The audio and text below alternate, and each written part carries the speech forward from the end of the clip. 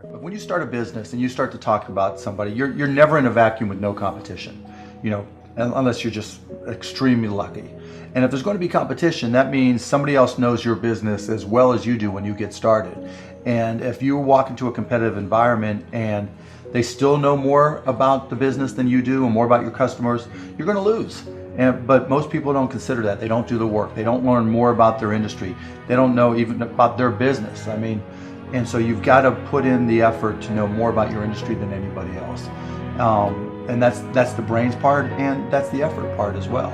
Because look, if you're competing with me, you better know what you're doing, otherwise I'm gonna kick your ass, and you're not gonna outwork me. And so, the combination is usually what kills businesses early on more than anything. Companies do, or startups do, they come up with an idea, they'll Google it, and if they don't see it in the first 2 pages, they think it's original. You've got to go back, right? Because over the past 15 years, there's so many different businesses that have tried and failed. You have to go back and find those and learn from those. So you've got to understand all the implications, and you have to learn from history. And so the best advice I can give you on a video before talking to you or emailing with you is that you've got to find out the history of people who have tried your idea. Because there's a 99.99999% chance that your idea has been tried before. That's not a good reason not to start it, because you might be able to outperform them, but you better learn from the history of your idea.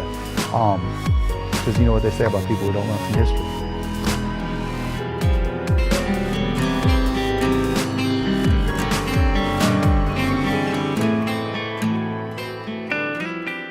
Oh no, I've failed more times. I've been fired from more jobs than most people have had. I've been called a dumbass idiot that'll never accomplish anything. Oh yeah, are you kidding me? I got fired. And did you deserve to be not called names? But it didn't matter. It didn't matter. Yeah. It was what it was. Whoever's in charge is in charge. To me, the definitions of success isn't how much you have in the bank. It's not, what you drive or how you fly. It's do you wake up every morning with a smile on your face, excited about your life and excited about the day. And to me, that's the goal every day. And so far, knock on wood, that's what I've been able to. Passion I've always had for business and being an entrepreneur that transfers into the Mavs. I've always been passionate. Some people thought, it's more OCD than anything else, which I think is a great trait for an entrepreneur.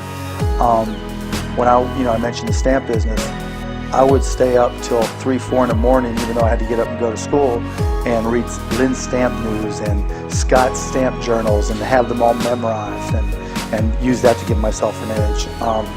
Even when I was in college, I'd be in the library reading business books and just looking for business biographies and just reading all I could about business. When I had Micro Solutions and I started with no money, I'd pull all-nighters in front of borrowed computers, teaching myself software and how to program. Personally, I think every time's a perfect time to start a business. There's no bad times. If you do the work, if you do the preparation, you'll know when it's time. And it doesn't mean that it won't be a little bit scary, but you'll know. And you don't have to quit the daytime job if you don't feel all that comfortable, and you can give it a run at night.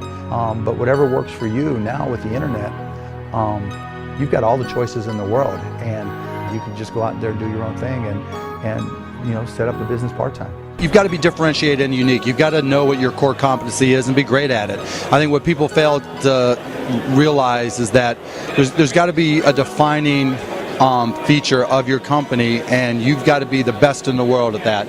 Whatever industry you're in, if you don't know more about it than anybody else in the world, whoever those other people are that know more are going to kick your ass. I try to be very self-aware. I try to know what I'm good at and what I'm bad at. I try to have smart people around me all the time, and I cross my fingers. There's just some decisions that you just have to trust yourself. And let me also add, preparation is everything. People have always said, oh, you're such a huge risk taker. I never take risks. Any business I've ever started, I've always felt like I've done my homework, I've done the preparation. This isn't a risk. And so, standpoint, when you have a setback, when you have a tough day, what do you say to your people? What do you say to the family? The conversations we've had today, that it's over. There's nothing you can do about it. You think for a second, is there anything I can change? You think for another second, what have I learned so I can do it differently next time? And then you move forward and say, what are our options? You know, I'm a big believer you have to re-earn your business every single day. You have to look to see whether or not you need to reinvent your business every day, because there's someone out, there's some 12-year-old, 8-year-old going to UT, SMU, all these great things I just talked about, this great talent, and they're out there trying to kick your butt, right? And if I'm going to stay ahead, whether it's the NBA or any of my companies, I have to keep on moving forward, and that's the way it is with the Mavericks. You know, I remember I was living 6 guys in a 3-bedroom apartment eating mushroom and ketchup sandwiches. And I knew every morning that I woke up, even though I had nothing, that I could wake up with a smile on my face and look forward to every day, because every day there was an opportunity. And if you can find whatever it is that you love to do, find something you love to do and be great at it. It may not happen today, it may not happen tomorrow, but if you keep on grinding, anything is possible. If you can avoid taking money from other people, that's what you want to do, because you can keep control of your company. If I give you money, I want something, right? It's not charity. So if I'm giving you cash, then you better be ready to return cash to me, because otherwise we're going to have a problem. So if you can avoid dealing with outside investors and just grow your company, because if it's a good product, what's the rush? You know, if you're in the perfume business, you know there's other perfumes, and you know there's going to be other perfumes coming in to compete with you. So if you can grind it out, work hard, and build it organically, that's how you get paid. Wow. Of all the investments you'll ever make, paying 19%, or 18% on something is easily the dumbest. That's money that you should be keeping, you can be saving. It's a different world now, because you can be a smart consumer. You know, you have the ability to price check anything on Amazon or Walmart.com, and you know what you need to save for, or put on layaway with them now. And ended up, I had so many credit cards cut up. I was cleaning up some stuff and saw my old credit report. Sears, Amex, Visa, Kaufman's, these old, the situation I was in was like, anybody who would give me a credit card, I would use, because I didn't have any money, so I needed to use it. And so literally someone's flipping the old chunks of my old credit card somewhere. So, stay away from credit. Just to go after it. I mean, the thing about being an entrepreneur is it's just all to you. You know, a lot of people like to make excuses. I don't have connections, I don't have money, I don't have this, but if you find something that you like to do or love to do, be great at it and see if you can turn it into a business. In worst case, you're going to have fun doing what it is you love to do. In best case, you can turn it into a business. I'm just not big on excuses. I just think if everybody has that opportunity to go for it, they just got to do it. Well, a lot of people say it's hard to get a loan right now if you're a small business owner, or you're trying to come up with an idea. How do you get the capital to start that business? Well, first of all, if you're starting a business and you take out a loan, you're a moron. Right, because there's so many uncertainties involved with starting a business, yet the one certainty that you'll have to have is paying back your loan. And the bank doesn't care about your business, or whoever you borrow from, unless it's family, doesn't care about your business. And so it's just a complete conflict. So what's the small business entrepreneur? 99% of small businesses you can start with next to no capital. It's more about effort. Small businesses don't fail for lack of capital. They fail for lack of brains. They fail for lack of effort. Most people just aren't willing to put in the time to work smart. I mean, they go for it in a lot of cases, but they just don't recognize how much work's involved. And if you do the preparation, if you start a business, you better know your industry and your company better than anyone in the whole wide world, because you're competing. And to think that whoever it is you're competing with is just going to let you come in and take their business, obviously that's naive. And I think most people don't recognize that. If you're going to compete with me on one of my businesses, you better realize that I'm working 24 hours a day to kick your ass. A lot of companies right now are holding on to their money, they're holding on to cash. Maybe they're doing some share buybacks, right. But in general, they're not putting their capital to work right now. How and when does that start to change? I mean, it's a reflection of a lot of different things. If they're buying back shares, it means they don't see anything in their own businesses that they can invest in. And if they don't see anything in their own businesses that they can invest in, then it doesn't matter if they're bringing back capital from elsewhere, and it doesn't matter that they can talk all they want about jobs, but there's no good reason, to hire people, because they don't have places to put capital to work. And I think that's also a reflection of the focus on Wall Street. Most of the times when we talk about putting capital to use, we talk about public companies. You don't really see this as an issue in private companies.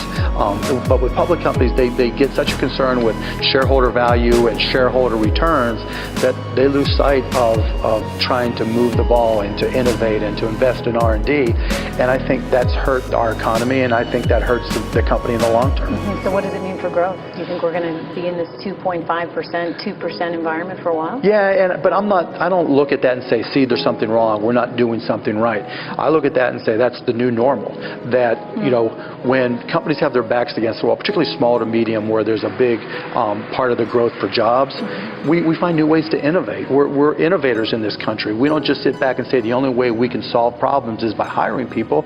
We go out there and you hire smarter kids, you hire smarter people to write software, to put things in the cloud, to find new solutions. And so we're turning into an economy that is bifurcated. There's those people who write and control and define the software, and then there's those people who work for the software. Well, you're someone who's gone out and started a lot of businesses, including your own network. CBS has just purchased a minority stake in your network. What do you think? What is their intention to do with that? Do you think there's a chance they might buy out the whole thing? Who knows?